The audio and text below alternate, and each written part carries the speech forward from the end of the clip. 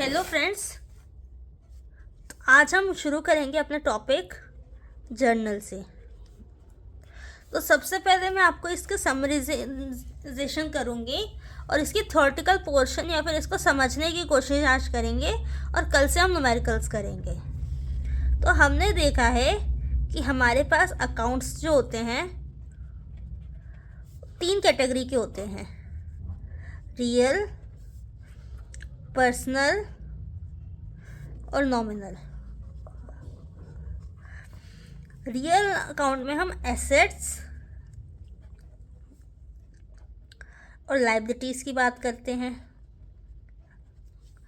Personal account में हम किसी पर्सन की बात करते हैं, वेदर नेचुरल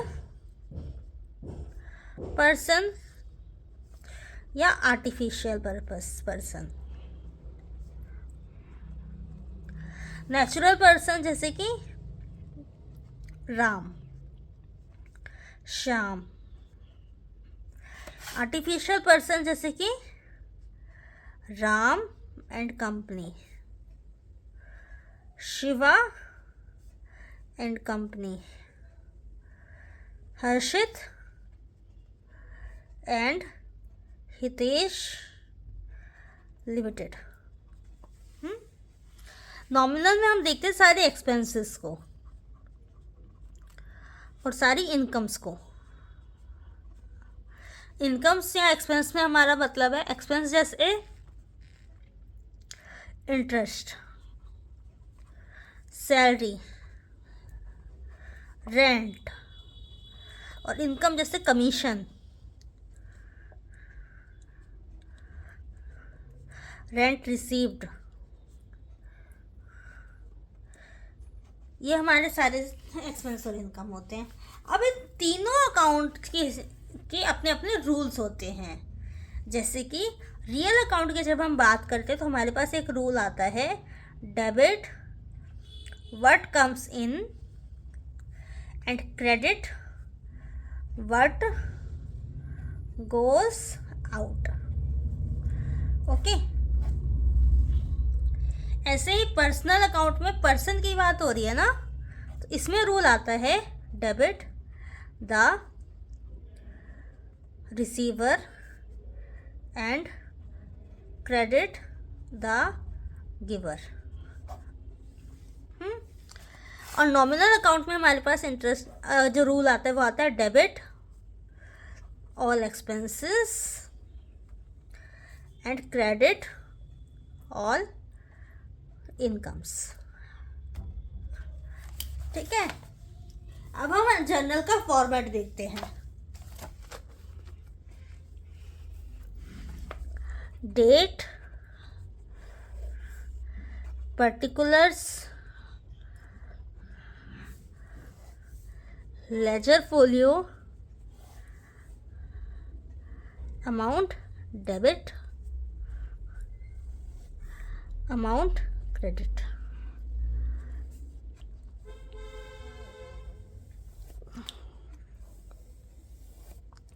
और इसमें हम लिखते हैं ऊपर जर्नल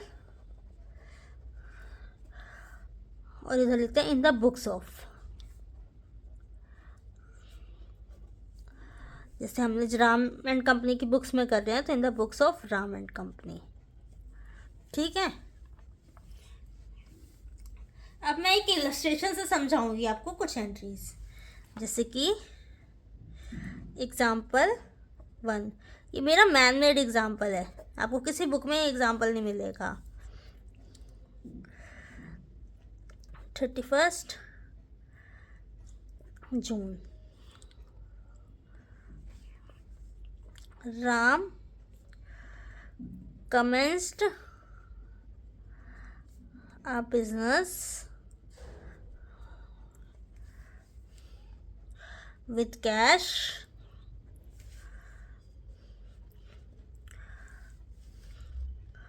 $2 lakh।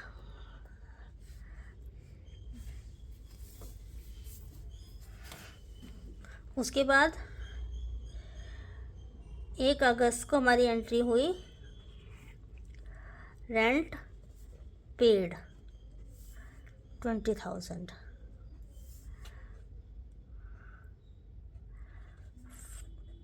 5 अगस्त को हमारी एंट्री हुई।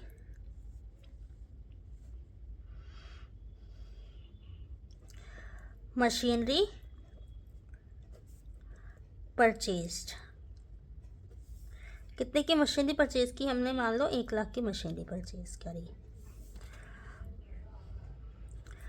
1 अक्टूबर को हमारी एंट्री हुई।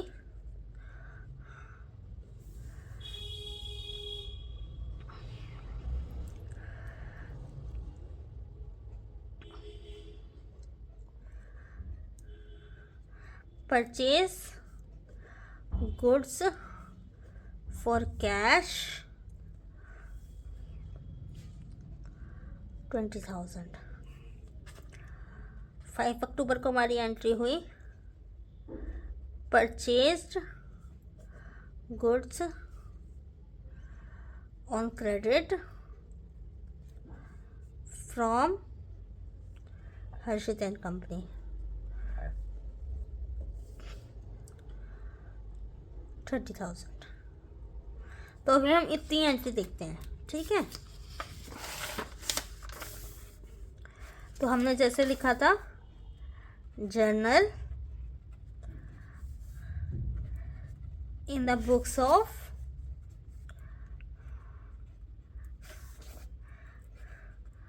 Ram and company,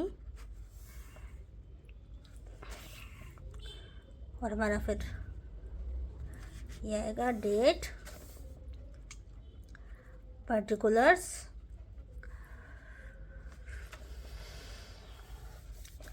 laser folio. Ledger folio जैसे एक पेज नंबर होता है। Amount debit, amount credit. ये थोड़ा बड़ा बना देते हैं, जितना भी हमें यूज़ होगा हम कर लेंगे।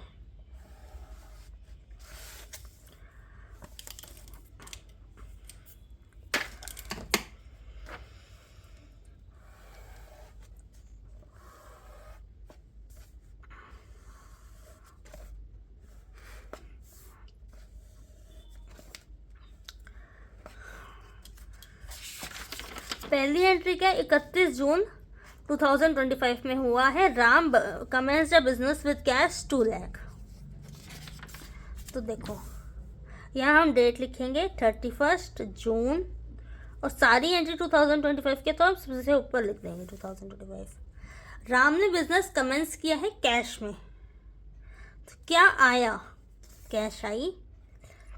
Cash account debit to capital account.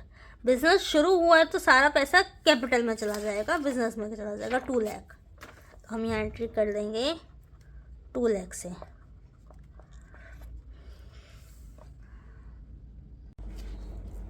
तो हमारा फर्स्ट एंट्री क्या थी? Ram commenced a business with cash 2 lakh rupees. तो हमने कहा कैश आया और सारा अमाउंट कैपिटल में ट्रांसफ़र हो गया, तो 2 लाख। इसमें हम एक नरेशन लिखते हैं जिससे हमें पता चले हमने करा क्या है। बीइंग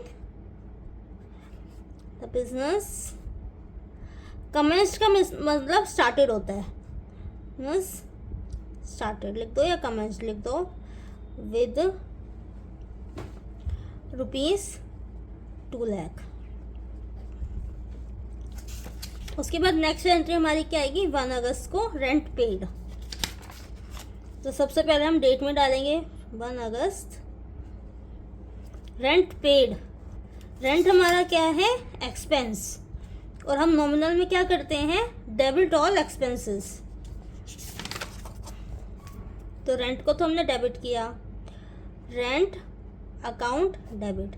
अच्छा, अब कुछ पेमेंट करी है तो कैश भी हमारे पास से कम होगा, तो हम लिखेंगे टू कैश अकाउंट। कितने का रेंट पेड हुआ है? 20,000। यहाँ हम लिखेंगे 20,000। यहाँ फिर नरेशन पास करेंगे, being the rent paid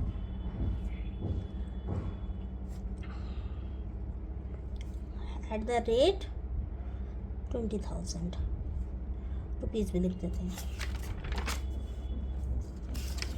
next हमारी ट्रांजेक्शन क्या है, 5 अगस्त को ये मशीनरी हमने खरीदी है 1 लाख की, तो हम लिखेंगे 5 अगस्त मशीनरी परचेज।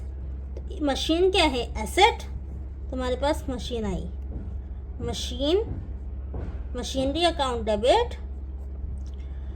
टू, किसी के क्रेडिट बेसिस नहीं है, किसी का नाम नहीं लिखा हुआ है, तो वो कैश पेमेंट हुई है 1 lakh.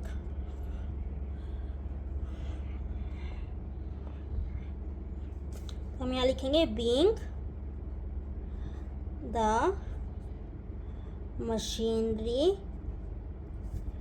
Purchased at the rate rupees 1 lakh. Next entry हमारे पास आती है 1 अक्टूबर को, परचेज गुड्स फॉर कैश 1 अक्टूबर। हमने गुड्स खरीदे कैश में, तो गुड्स है, गुड्स भी हमारे एक एसेट है, अगर हम उसको खरीदते हैं तो वो हमारे पास आएंगे। एसेट है तो हम एसेट के साथ रूल क्या होता है, डेबिट व्हाट कम्स इन, लेकिन हम गुड्स को गुड्स नहीं लिखते, हम लिखते हैं परचेजेस। परचेजेस अकाउंट डेबिट, और किस तरह से पेमेंट हुई है, कैश में, तो टू कैश अकाउंट, कितने के, 20,000, तो हम यहाँ लिखेंगे 20,000 एंड 20,000, तो हम लिखेंगे being the goods purchased for cash at the rate 20,000।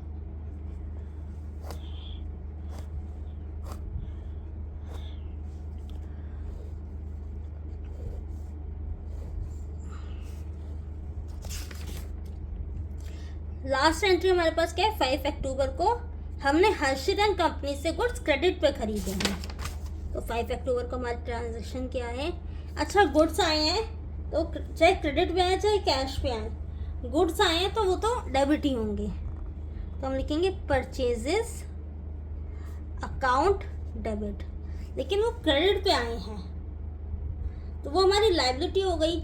Liability को हम क्या करते हैं,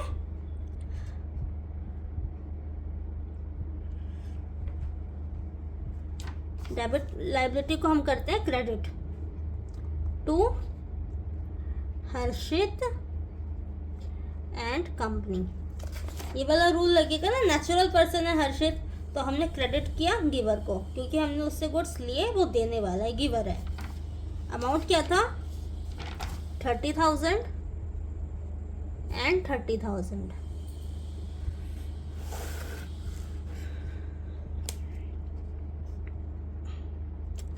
Being the goods purchased from Harshit and company at the rate rupees 30,000। बस